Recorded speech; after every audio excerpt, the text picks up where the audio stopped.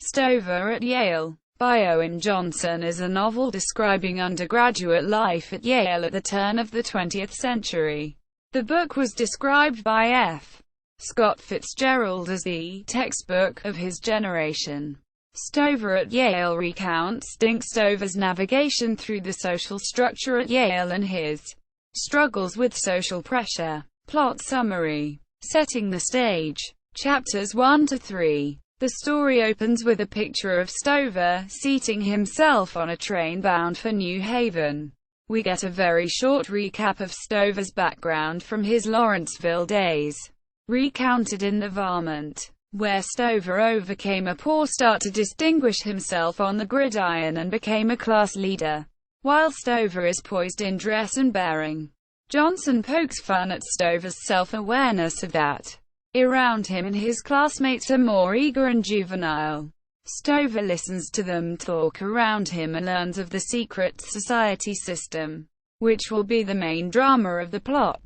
Later, the tap ceremony for the Yale Senior Society Skull and Bones is vividly described. While on the train, Stover also meets Tom Regan, an older, physically imposing and more open classmate of his, as well as LeBaron, a leading sophomore who is already taking Stover under his wing. Arriving at his campus lodgings, Stover meets several more characters who will play parts in the following chapters. With Tough McCarty, his rival became friend from Lawrenceville days. Stover has a joyous roughhouse. He also meets McNabb, who is the partier of the freshman class. With Hunter, who is reserved and poised for leadership, Stover instantly feels rivalry. A sophomore, Reynolds, an undersized nervous fellow, but first in his class to make the news, stops by to check on the Andover freshman in the house. He evaluates each man and advises him on what to go after in terms of extracurriculars. Some comic relief is afforded when Rogers, a junior, stops by, and the tone changes to Reynolds deferring while Rogers leads the group in antagonizing a group of sophomores by turning lights on and off. The chapter concludes with Stover's dinner with LeBaron.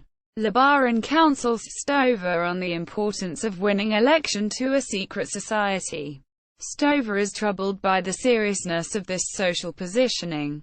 Back with Tough, Stover then tells Tough to go slow about making new friendships, nixing Tough's plan for a dining group to put the two of them with a more select bunch, but has a hard time explaining his motivation.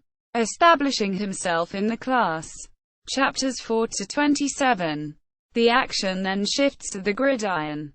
Stover performs well at basic drills, but gets no praise and is not called on to scrimmage. Tompkins, one of the coaches, cautions him, "Stover, just one word for your good. You come up with a big prep school reputation. Don't make an ass of yourself." Quote. Later, Stover meets Jimble, who openly proclaims a plan to fight the society system. Jimble is also open about looking for political leadership with his anti-society stance. The two shake hands, but Stover is uncertain what to make of Jimble. In the evening, Stover and his class take part in wrestling contests against the sophomores. When no one from his class will stand in as the middleweight, Stover volunteers, though he knows no wrestling. Stover uses his football tackling power to beat his opponent, despite the other man's better knowledge of wrestling. Dana, the football captain, and Tompkins, the coach, see Stover's incredible tackling power and recognize him for it. Enthusiastically and sparingly, Stover is borne home by his classmates. Having established himself as a name in the class, Stover reconnects with Regan, who had avoided the wrestling match in the first week of practice, despite his huge size, preferring to concentrate on personal affairs and school. Stover also meets other members of the class. Bob Story, son of an influential judge, as well as Joe Hungerford, a name known across the world for power in finance.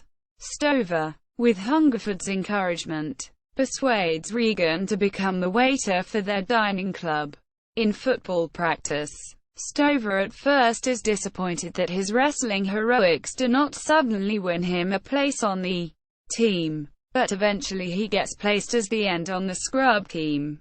He battles a senior, Bangs, who is the starting end, and outplays him dramatically. Bangs resents Stover's presence as threatening a position that he spent 3 years building toward. Publication history. Stover at Yale was originally serialized in McLaws in 1911. The copyright has expired and the work has passed into public domain. Commentary and reviews. There were varied reactions to the book. Stover at Yale at Project Gutenberg.